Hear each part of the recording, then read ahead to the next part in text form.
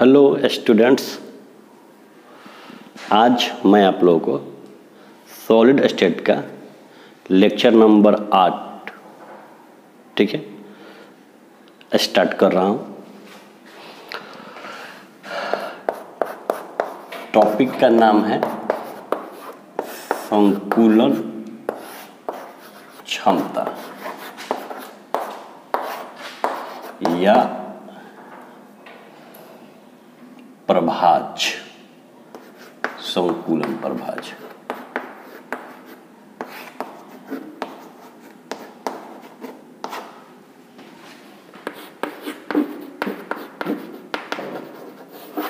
Packing efficiency और packing fraction.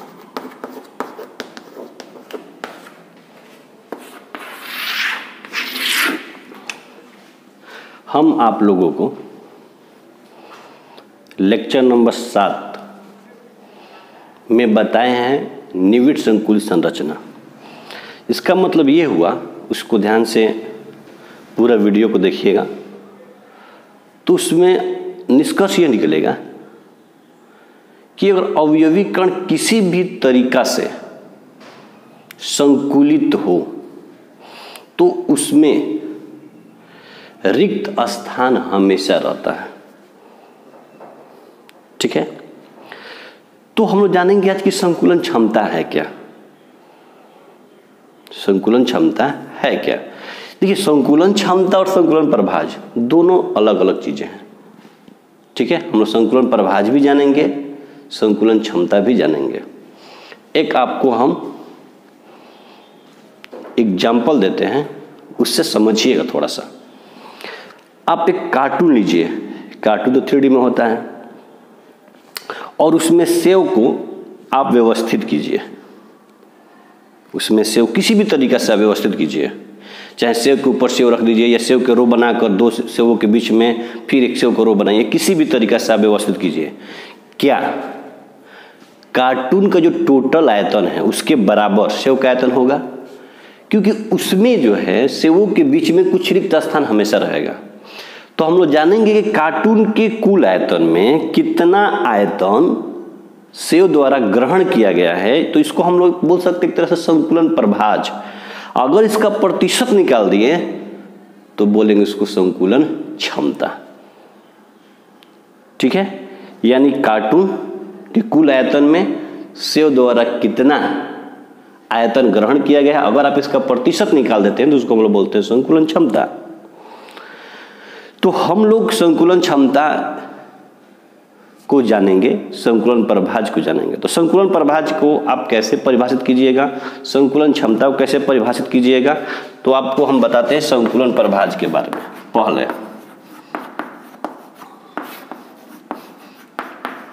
Packing fraction.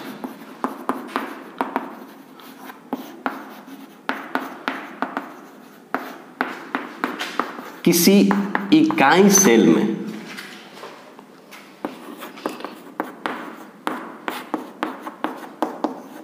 English में जानते हैं आप लोग इसको क्या बोलते हैं? Unit cell.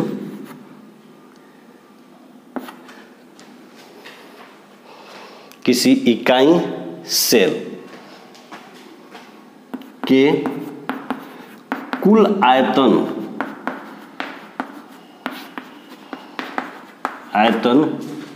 का वह प्रभाज्य जो उसमें उपस्थित परमाणु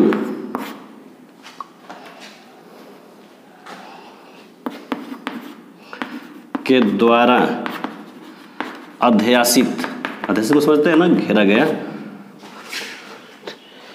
किया जाता है, संकुलन प्रभाज्य कहलाता है।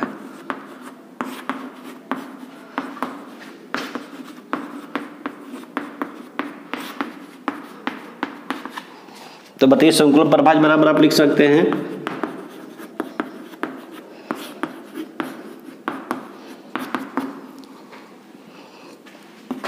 इकाई सेल में परमाणुओं द्वारा अध्यासित आयतन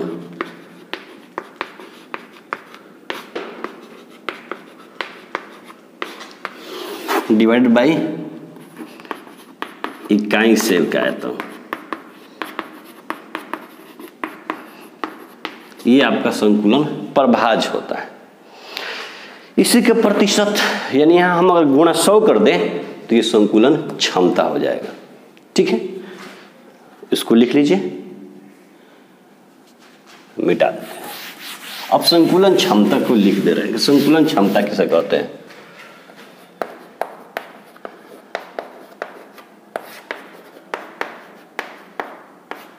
पैकिंग इफिशियंसी।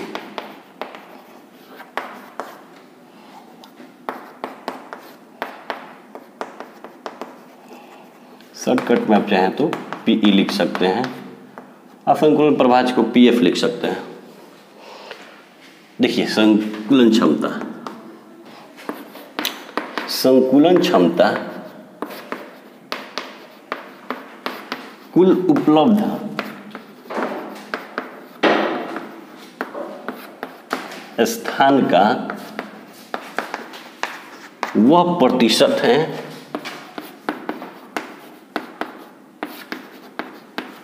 जो कणों का मतलब यही परमाणुओं अवयवी कण भी लिख सकते हैं, परमाणुओं द्वारा अध्यासित होता है।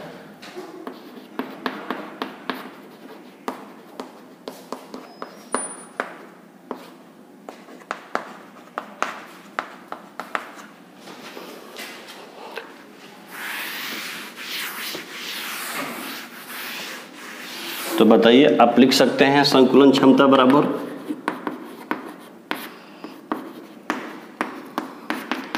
आपको हम बताएं इकाई सेल एকক कोष्ठिका बोलते हैं। आप लोग लिख सकते हैं इकाई सेल में परमाणुओं द्वारा अध्यासित आयतन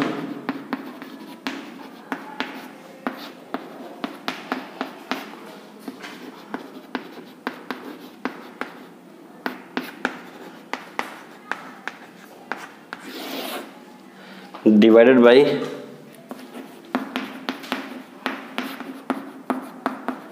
इकाई सेल का आयतन। चलिए गुणे कितना लिख सकते हैं? 100। देख लीजिएगा, गुणा 100 लिख लीजिएगा यहाँ। ये कहलाता है आपको संकुलन क्षमता। तो हम लोग विभिन्न संरचनाओं में संकुलन क्षमता का निर्धारण कर लेते हैं। ठीक है, लिख लिए ऊपर वाला।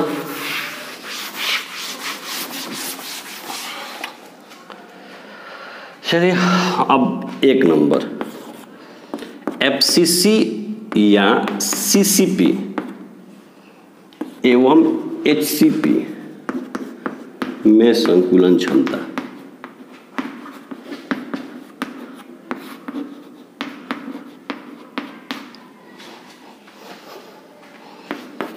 पैकिंग एफिशिएंसी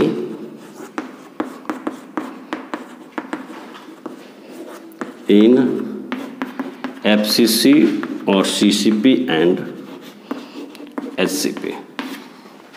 देखिए आप लोग के सिलेबस में एफसीसी और सीसीपी इसी को बोलते हैं, इसमें संकुलन क्षमता निकालेंगे, एचसीपी में नहीं। लेकिन जितना सीसीपी में संकुलन क्षमता होता है उतना ही एचसीपी में भी संकुलन क्षमता होता है, लेकिन तरीका उसका अलग। वहाँ एचसीपी हेक्सागोन संरचना बनाकर संकुलन क्षमता निकाला जाता है और ये जानते हैं फेस सेंटर्ड क्यूबिक है, तो हम इस संरचना के आधार पर संकुलन क्षमता निकाल लेंगे।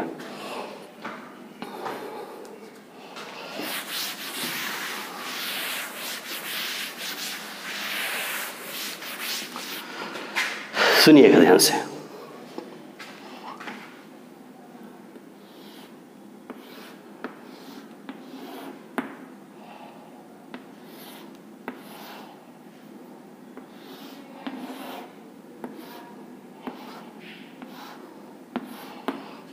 एक क्यूब बना लेते हैं। हम लोग जानते हैं एफसीसी में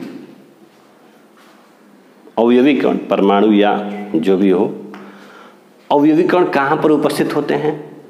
तो हम पढ़े हैं 8 कोनों पर होते हैं, उसके अलावा सभी फलक के केंद्र पर होते हैं। ठीक है, तो ABCDEFGH। अब बताइए अगर ये आपका एक घन है तो बताइए ABCD एक वर्ग है ना? अच्छा, अवयवीकरण जो भी होते हैं सभी एक दूसरे से टच करते हैं। तो देखिए ये कोना के ये अवयवीकरण है, ये फलक के अवयवीकरण है और ये कोना के अवयवीकरण है। ठीक है, अब हम क्या करते हैं कि चलिए ये विकर्ण लेते हैं, इस वर्ग का AC, इसको हम लोग फलक विकर्ण बोलेंगे। बताइए ये गोला की त्रिज्या स्मॉल r हो जाएगा, ये पूरा इसका डायमीटर 2r हो जाएगा, ये त्रिज्या r हो जाएगा। इस फलक विकर्ण को मान लीजिए हम B मान लेते हैं। गोले की त्रिज्या क्या मान लिए हैं? स्मॉल r मान लिए हैं। और ये एকক कोष्ठ का जो कोर है किनारा, इसकी लंबाई हम स्मॉल a मान लिए हैं। तो घन है तो सभी कोर बराबर होंगे, सभी किनारा क्या होगा? बराबर होगा। तो चलिए माना, बोलिए इकाई सेल बोलिए या एকক कोष्ठिका बोलिए। एকক कोष्ठिका के कोर की लंबाई, कोर या किनारा की लंबाई, बोलिए क्या लंबाई मान लिए हैं हम? Small a। ठीक है, फलक विकर्ण बताइए क्या माने हैं हम? AC को AC बराबर क्या माने हैं? B। देखिए ये AC है ना, इस विकर्ण को हम क्या माने हैं? स्मॉल b माने हैं।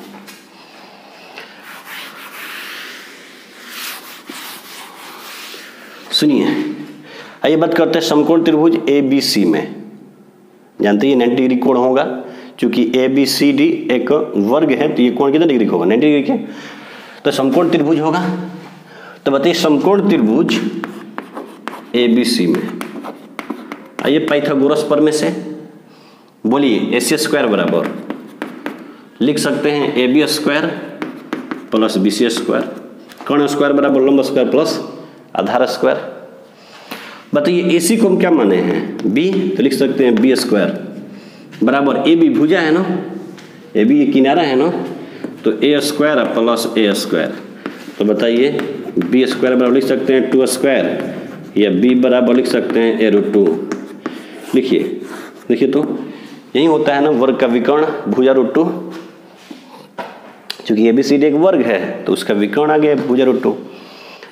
यदि गोले की त्रिज्या, यदि गोला की त्रिज्या स्मॉल r हो तो बताइए चित्र अनुसार क्या लिख सकते हैं? B बराबर 4r। देख लीजिए कैसे, ये गोला की त्रिज्या r, ये पूरा डायमीटर 2r, ये गोला की त्रिज्या स्मॉल r, तो B बराबर 4r। अब बताइए B बराबर क्या पढ़े आप? A√2। तो लिख सकते हैं देयरफॉर A√2 बराबर क्या लिख सकते हैं? 4r। बताइए A बराबर क्या हो जाएगा? 4r/√2। परमीकरण कर दें √2 से, तो बताइए लिख सकते हैं आप लोग, या बोलिएगा A बराबर 4r√2 और √2 इंटू √2। तो बताइए तो दो लिख सकते हैं इसे, या लिख सकते हैं A बराबर 4r√2/2, 2 से कट जाएगा। तो बताइए तो A बराबर क्या हो जाएगा? 2r√2। ये संबंध है किसके किसके बीच? एকক कोष्ठिका कोर की लंबाई और गोला की त्रिज्या के बीच। लेकिन किसके लिए? एफसीसी के लिए। यह एকক कोष्ठिका के इकाई सेल भी लिख सकते हैं, घबराइएगा मत। यह एকক कोष्ठिका या इकाई सेल के बता देते हैं कोर की लंबाई एवं गोला या परमाणु की त्रिज्या के बीच संबंध है।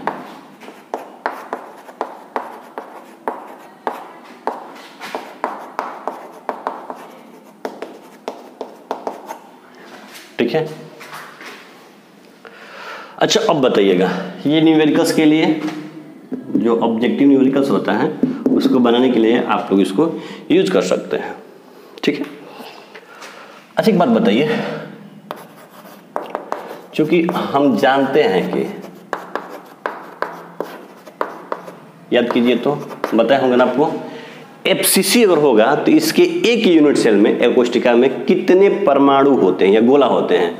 तो याद कीजिए 8 कोना को मिलाकर 1 परमाणु और 6 फलों को मिलाकर 3 परमाणु, तो कुल परमाणु संख्या कितना होती थी? 4 परमाणु गोलाकार होते हैं। तो बताइए, चूंकि हम जानते हैं कि एफसीसी या सीसीपी के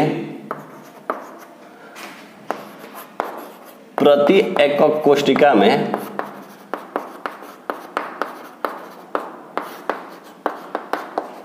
परमाणुओं या गोलों की संख्या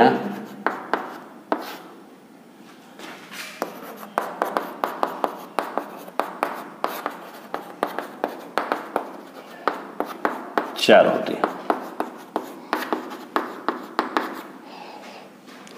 अब बताइए 4 गोलों का आयतन, क्योंकि संतुलन क्षमता निकालना है ना, तो हमको जानना होगा कि इस पूरा इकाई सेल के कुल आयतन में 4 परमाणुओं द्वारा कितना आयतन ग्रहण किया गया, उसका प्रतिशत निकाल देंगे तो संकुलन क्षमता हो जाएगा। तो बताइए संकुलन क्षमता कितना हो जाएगा इसका? तो बोल सकते हैं हम लोग एफसीसी सीसीपी के प्रति कोशिका में परमाणु गोलों की संख्या 4 होती है। तो बताइए 4 गोलों का आयतन कितना हो जाएगा? अतः 4 गोलों का आयतन, तो बताइए एक गोला का आयतन पढ़े ना फॉर्मूला 4/3 पाई आर क्यू। तो 4 गोलों का आयतन 4 गुणे 4/3 पाई आर क्यू लिख सकते हैं। एकक कोशिका का आयतन बताइए कितना होगा? एकक कोशिका घन के आकार की न है, तो एकक कोशिका का आयतन बराबर घन का आयतन, और घन का आयतन बराबर पढ़े आप लोग भुजा क्यों। तो बताइए ए बराबर भुजा, ए और आर के बीच गोला की त्रिज्या और ए के बीच संबंध निकाला है। देखिए तो ए बराबर 2r/√2, तो बताइए लिख सकते हैं यहाँ 2r/√2 का होल क्यू।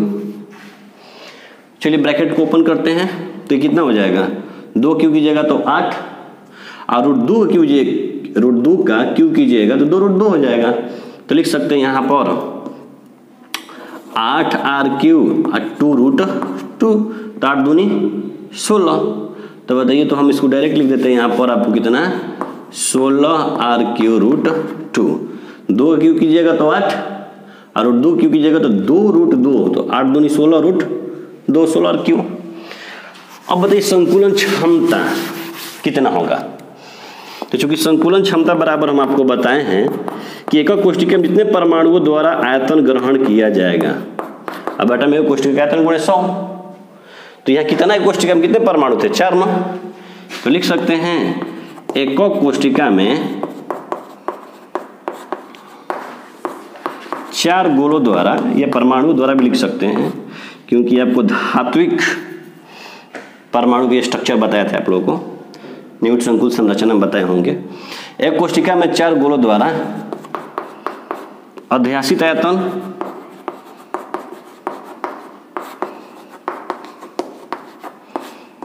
डिवाइडेड बाई एकक कोशिका का आयतन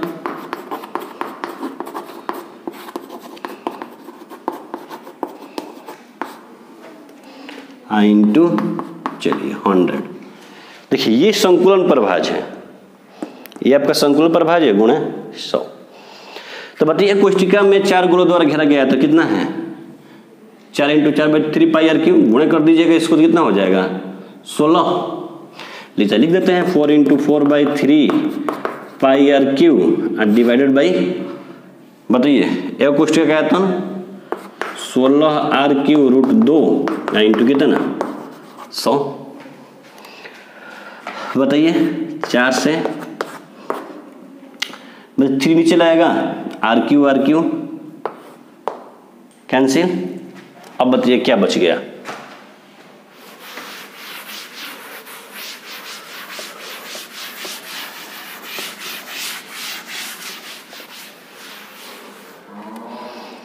चलिए बताइए, लिख सकते हैं आप लोग। ऊपर क्या बच जाएगा?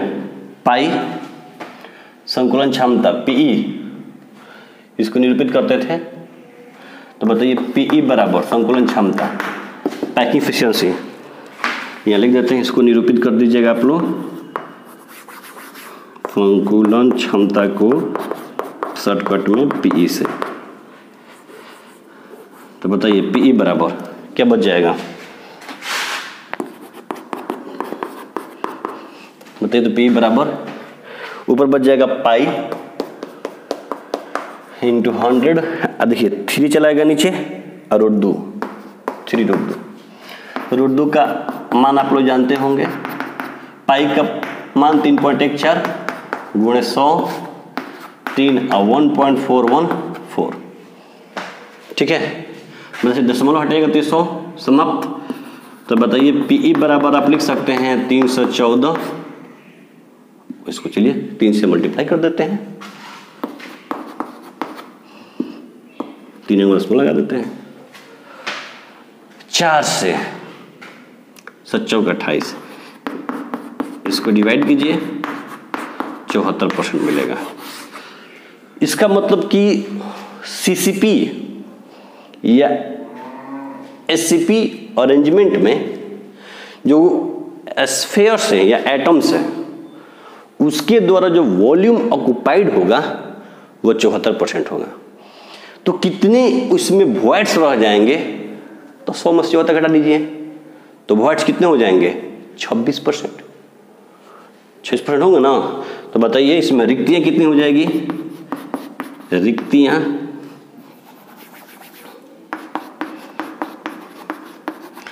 रिक्तियां बोलिए या उनके बीच मुक्त स्थान बोलिए, कितना परसेंट हो जाएगा?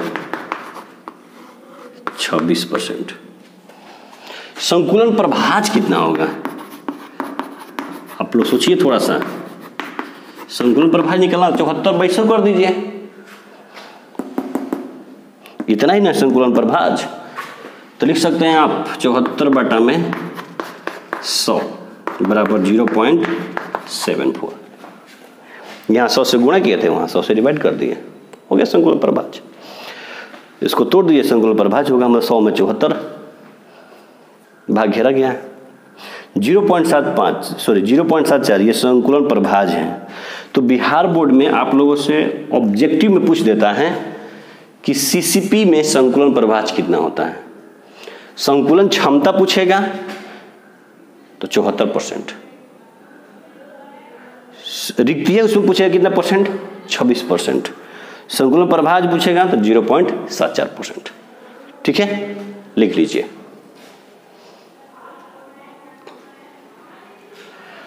चलिए इसको मिटा दें। अब सुनिए, बीसीसी में संकुलन क्षमता निकालते हैं।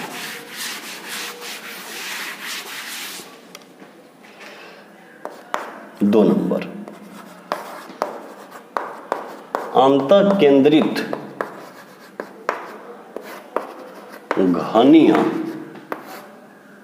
संरचना में संकुलन क्षमता।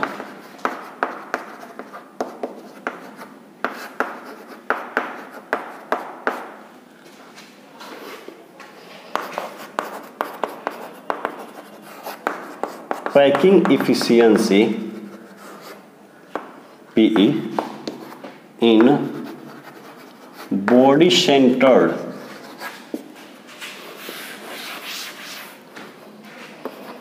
क्यूबिक, शॉर्टकट में इसको बोलते हैं बीसीसी स्ट्रक्चर्स। बीसीसी स्ट्रक्चर्स याद है ना, बीसीसी आपके पढ़ाए हैं। इसमें परमाणु जो बोला कहाँ कहाँ होते हैं? 8 कोनों पर होते हैं और इसके अलावा एक केंद्र में होता है।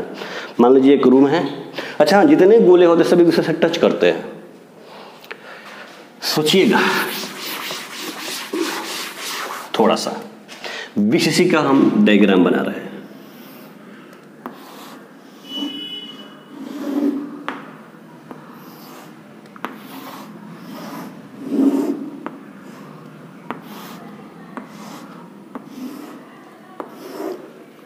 बीसीसी। तो आपको मालूम है ना बीसीसी में क्या होते हैं, प्रत्येक कोना पर अवयवी कण मतलब परमाणु अणु या आयन होते हैं, तो यहाँ हम गोला ही मानेंगे। तो बीसीसी में कहाँ कहाँ गोला होते हैं, कोने पर होते हैं। इसके अलावा एक कहाँ होता है, केंद्र में। तो जो ये केंद्र में जो गोला होता है ये सभी गोलों से टच करता है। थोड़ा सा आप इमेजिन कीजिएगा, ऊपर 4 गोला है, नीचे 4 गोला है, अब बीच में गोला है। तो जो बीच में गोला होगा ऊपर वाले 4 गोला से भी टच करेगा, नीचे वाला भी 4 गोला से टच करेगा। तो उसी तरह की संरचना इसमें होती है, ठीक है। मतलब 4 गोला ऊपर से हैं, 4 गोला नीचे, बीच में गोला है, तो 8 गोला से टच करेगा। तो बताइए एक बात बताइए, ये बीच में एक गोला हम बना दिए और गोला ये कोना पर एक गोला बना दिए, फिर ये सभी टच कर रहे हैं। 8 कोना चलिए ABCDEF GH मान लेते हैं। अब बताइए इस गोला की त्रिज्या R, इसका पूरा डायमीटर 2R, इसकी त्रिज्या R। चलिए इसको हम यहां से यहां B मान लेते हैं, ठीक है। इसको कै विकर्ण बोलेंगे क्योंकि केंद्र से गुजर रहा है, अंतः केंद्र विकर्ण बोल सकते हैं आप इसे। अच्छा एक बात बताइए, यहां भी आपके गोले हैं, यहां भी गोला है, तो एक त्रिभुज की इसमें हम रचना कर लेते हैं। क्योंकि यहां पर है, यहां पर है, यहां पर है, यहां पर है, तो त्रिभुज की रचना करने के लिए चलिए इसको हम F से D को मिला दिए। अब बताइए, चूंकि CDEF एक वर्ग है तो ये बिल्कुल उस पर लंब होगा, तो लंब होगा तो ये कर्ण होगा, ये आपका आधार होगा। लेकिन जो CDEF है अगर ये वर्ग है तो फिर ये आपको उसका विकर्ण है, वर्ग का विकर्ण बराबर पढ़े आप लोग भुजा √2, और इसका भुजा हम लोग क्या मान लेते हैं, किनारा A मान लेते हैं। चलिए इसको यहाँ हम लोग C मान लेते हैं, इस फलक विकर्ण को, इसको हम लोग क्या मान लेते हैं, C मान लेते हैं। तो आइए बात करते हैं, माना एकक कोष्ठिका के कोर की लंबाई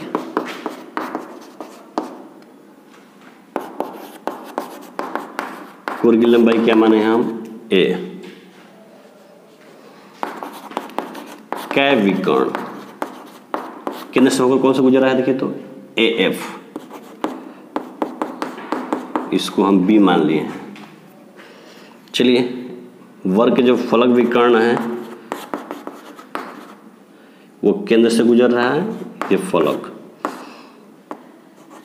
DF, चलिए इसको हम स्मॉल c मान लिए, ठीक है। आइए समकोण त्रिभुज ले लेते हैं, कौन सा, DEF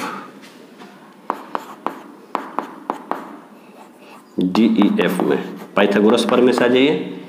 कर्ण स्क्वायर बराबर जानते होंगे आप लोग, लंब स्क्वायर प्लस आधार स्क्वायर, तो ये जानते हैं 90 डिग्री कोण होगा, तो ये सामने वाला कर्ण हो जाएगा। तो DF स्क्वायर बराबर लिख सकते हैं DE square plus EF square. तो बताइए DF को आप क्या माने हैं, C, तो C स्क्वायर बराबर DE क्या है, भुजा है ना, तो सब भुजा को आप क्या माने हैं, घन है, तो घन की सभी भुजाएं बराबर होती हैं A square plus A square. तब जानते बोलिए C स्क्वायर बराबर लिख सकते हैं 2 स्क्वायर, C बराबर A√2। ये तो आप लोग पहले ही बता दें, भुजा √2 आएगा हमेशा।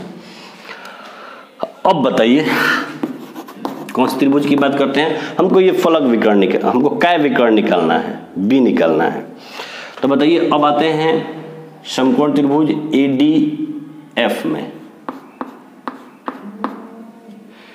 समकोण त्रिभुज ADF में। तो बताइए ADF में AF स्क्वायर बराबर AD square plus DF square. तो AF स्क्वायर को आप क्या माने हैं, AF को B माने हैं ना, तो B स्क्वायर बराबर लिख सकते हैं A स्क्वायर, AD भुजा है, ये फलक विकर्ण था, प्लस सी स्क्वायर।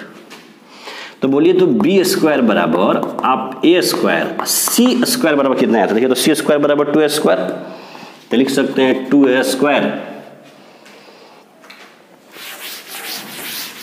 तो बताइए बी स्क्वायर बराबर क्या हो जाएगा? बी स्क्वायर बराबर लिख सकते हैं 3a स्क्वायर। तो बताइए बी बराबर लिख सकते हैं a√3। यदि गोला या परमाणु की त्रिज्या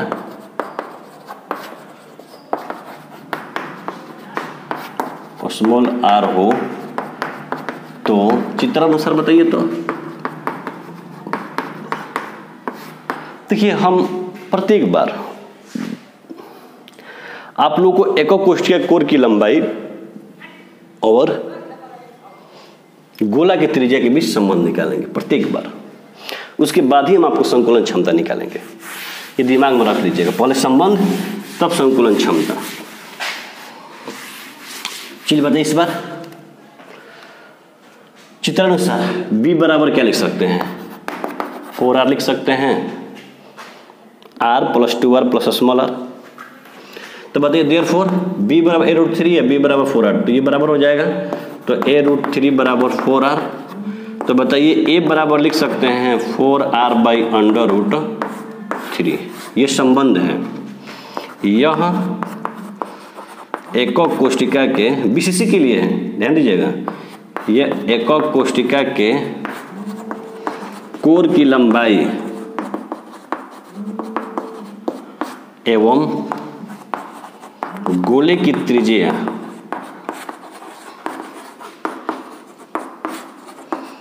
के बीच संबंध है। ठीक है, ये इसके बीच क्या है? संबंध है। चलिए अब आगे बात करते हैं संकुलन क्षमता। देखिए हमेशा इसको हम सिद्ध करेंगे, ए और आर के बीच रिलेशन निकालें तभी जाकर संकुलन क्षमता। कि चूंकि हम जानते हैं कि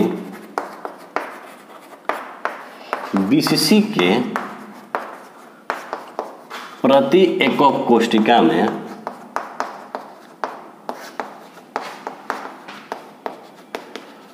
परमाणुओं या गोलों की संख्या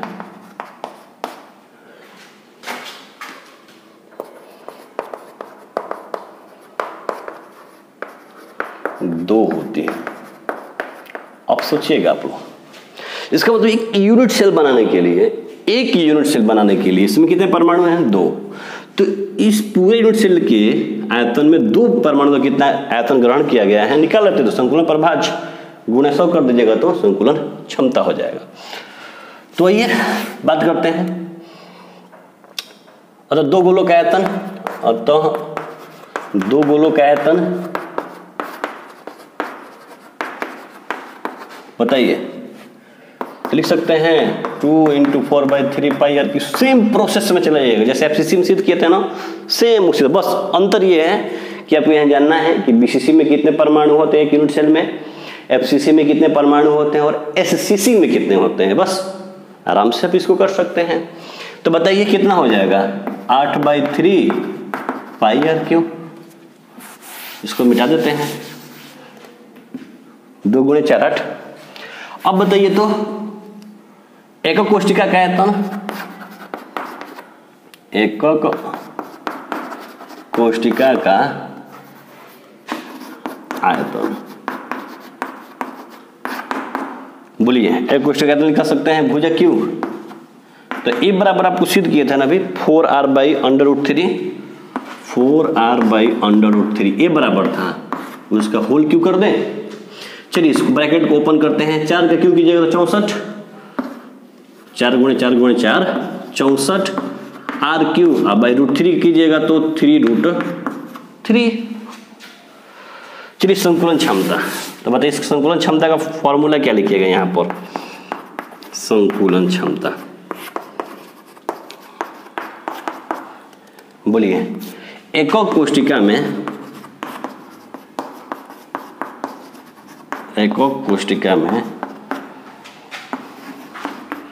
दो गोलों द्वारा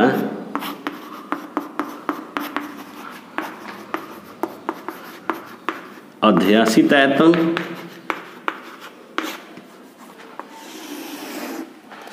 डिवाइड बाई एকক कोष्टिका का आयतन। अब बोलिए, यहाँ लिख दें इंटू 100। अब बताइए तो एक कोष्टिका में दो गोल द्वारा रखा गया था, कितना है 8/3 पाई आर क्यू। बताइए एक कोष्टिका था कितना है 64 आर क्यू बटा में 3√3। पहला राशि, दूसरा राशि, तीसरा राशि, चौथा, ये चला जाएगा सबसे ऊपर, 3 चला जाएगा नीचे, इंटू क्या है यहाँ पर 100, देख लीजिए वहां से। अब हम जो कटने वाला वैल्यू है, जिससे जो कटेगा उसको कटा देते हैं, ठीक है। देखिए बोलिए पैकिंग एफिशिएंसी बराबर,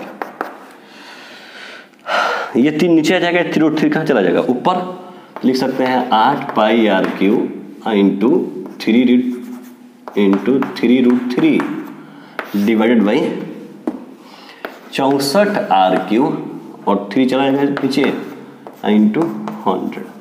बताइए 3 से कैंसिल और 64 आर क्यू कैंसिल। बताइए तो पैकिंग एफिशिएंसी कितना होगा पीई, बोलिए पाई√3 डिवाइडेड बाई 8 इंटू 100। ये आपका जानते हैं संकुलन प्रभाज्य, इंटू 100 कर दीजिएगा तो संकुलन क्षमता हो जाएगा। पाई का वैल्यू बताइए 3.14, √3 का 1.732 इंटू 100 डिवाइडेड बाई 8। मल्टीप्लिकेशन करके इसमें कहिएगा तो इसको काट भी देंगे, इसको दशमलव हटाकर 100 लिख दें। अब इसको आप कैंसिल कर लीजिएगा, ये आपका आएगा 68%। इसमें मल्टीप्लाई करके 8 से डिवाइड कर दीजिएगा, 68% आएगा। बताइए तो इसमें रिक्तियाँ कितनी परसेंट आएगी, पीई बताइए आपका कितना होगा।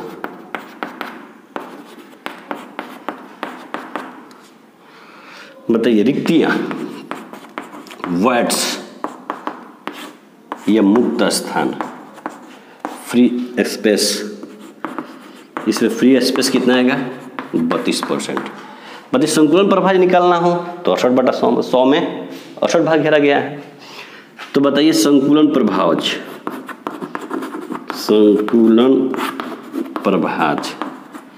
68% को लिख सकते हैं 68/100 यानी 0.68।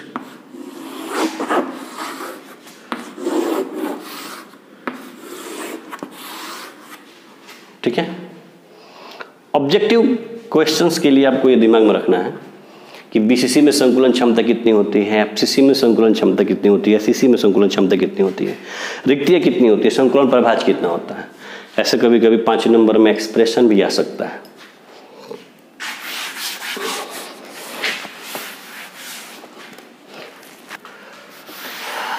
बेटा इसको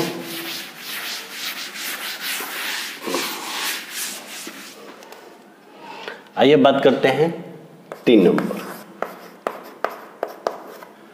सरल घनीय जालक लिखते हैं या एকক कोष्टिका लिख देते हैं, जालक एকক कोष्टिका लिख दीजिए। एকক कोष्टिका में संकुलन क्षमता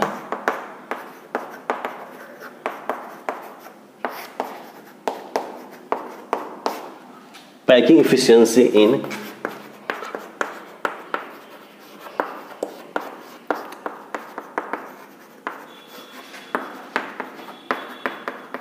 simple cubic unit cell, shortcut में इसको आप लिख सकते हैं एससीसी। आइए सिंपल क्यूबिक, बहुत ही सिंपल है, बहुत आसान है। इसमें तो आप जानते हैं ना कि अवयवी कण मतलब कहाँ कहाँ होते हैं, 8 कोने पर होते हैं बस। तो यहाँ जो आपको हम बताएंगे परमाणु या गोला, वो कहाँ पर होंगे, केवल कोनों पर होंगे। सभी गोला एक दूसरे से टच करते हैं, सभी गोला एक दूसरे से टच करते हैं, मतलब यहां जो गोला होंगे और यहां जो गोला होंगे वो भी टच करेंगे। ये गोला इस कॉर्नर गोला टच करेंगे, अन्य जगह पर तो कहीं पर आपको परमाणु होते नहीं हैं। तो बताइए तो आप लोग, ये गोला की त्रिज्या क्या होगा? Small r. ये गोला की त्रिज्या स्मॉल आर। और ये बताइए भुजा भी ए है, ये घन की भुजा ए। तो बताइए तो ए बराबर डायरेक्ट लिख देते हैं हम। देखिए पहला बार हमेशा आपको संकुलन क्षमता निकालने से पहले एকক कोशिका के कोर की लंबाई और गोला की त्रिज्या इन परमाणु के बीच संबंध निकालना है। तब जो आप जानते हैं संकुलन क्षमता का फॉर्मूला, उसके हिसाब से आप लिख लीजिएगा कि कितने गोले होते हैं, उन गोलों का आयतन बाई पूरा कोशिका का आयतन गुणे 100 हो जाएगा संकुलन क्षमता। बहुत आसान चीज है, लेकिन पहले संबंध निकालना। इसमें तो डायरेक्ट संबंध है। देखिए तो डायरेक्ट आप लिख सकते हैं चित्रानुसार ए बराबर 2r लिख सकते हैं ना। अब बताइए ये एक कोशिका कोर की लंबाई है, गोला की त्रिज्या के बीच संबंध है, ए बराबर 2r। अब बताइए चूंकि हम जानते हैं कि एससीसी के प्रति एকক कोशिका में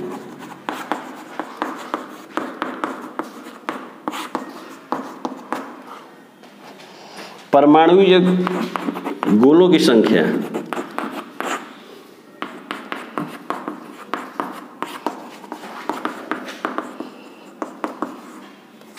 कितनी होती है? तो 8 कोना मिलाकर 1 होती है ना, तो लिख दीजिए 1 होती है। बताइए तो एक गोले का आयतन, अतः एक गोला का आयतन लिख सकते हैं। गोला का आयतन 4/3 पाई आर क्यू। एকক कोशिका का आयतन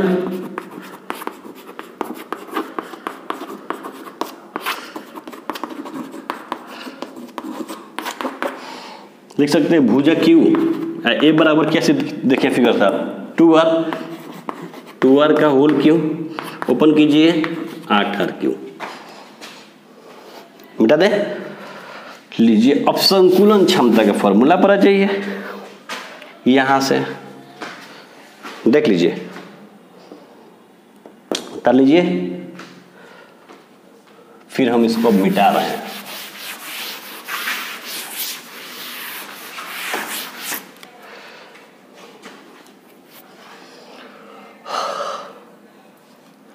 बोलिए संकुलन क्षमता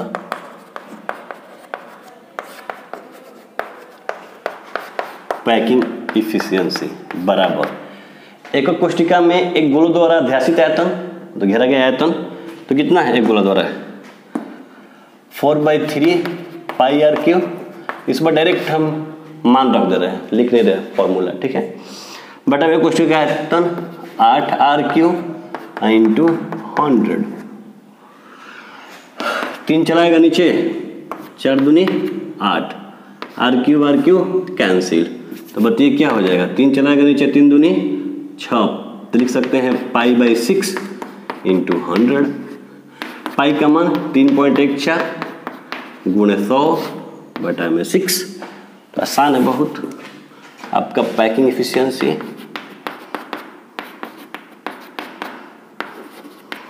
ये आपका पैकिंग फ्रैक्शन है। बताइए रसमोलो हटा दें, 100 लिख दें, 314 बटा में 6।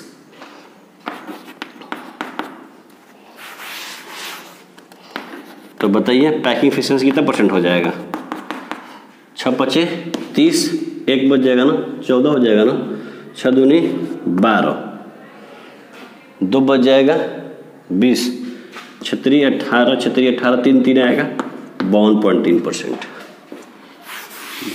बताइए ये संकुलन क्षमता है कितना? 52.3%। तो बताइए रिक्तियाँ कितनी होगी? रिक्तियाँ समझते हैं इंग्लिश में क्या बोला जाता है? वर्ड्स। ये मुक्त स्थान, इंग्लिश में इसको बोलते हैं वर्ड्स और फ्री स्पेस। कितना हो जाएगा? 100 में से घटा दीजिए, तो 0.7 लिखिएगा तो 43 हो जाएगा। 53 हो जाएगा और 47, 53 ये हो जाएगा आपका 100 में से 3 घटाइएगा तो कितना हो जाएगा 7, 9 में से 47,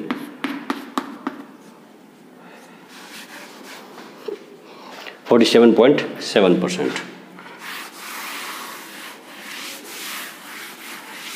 ठीक है, बताइए तो पैकिंग फ्रैक्शन कितना हो जाएगा इसका संकुलन प्रभाज,